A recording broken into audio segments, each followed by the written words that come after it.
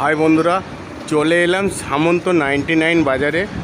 এখানে কি কি জিনিসপত্র আছে আমি দেখাবো। নিত্য নতুন জিনিসপত্র আপডেট পেতে আপনারা এই চ্যানেলটি সাবস্ক্রাইব করে নিন।